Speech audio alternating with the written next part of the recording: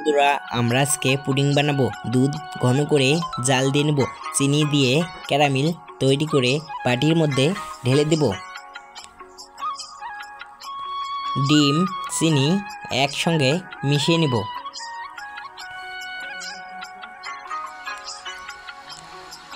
দুধ ঢেলে দেব।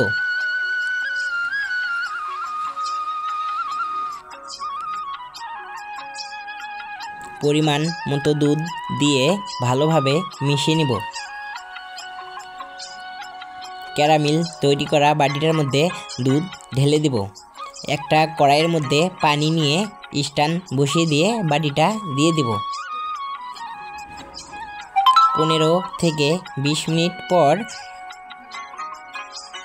একটা কাঠি দিয়ে পুডিংটা চেক করে নেব। আধা ঘন্টার জন্য ফ্রিজে রেখে দেব। ফ্রিজ থেকে বের করে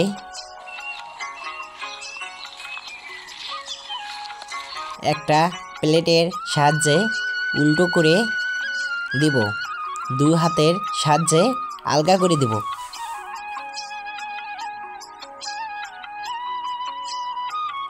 আমাদের পুডিং রেডি। আর ভিডিওটা শেষ পর্যন্ত দেখার জন্য অনেক অনেক ধন্যবাদ।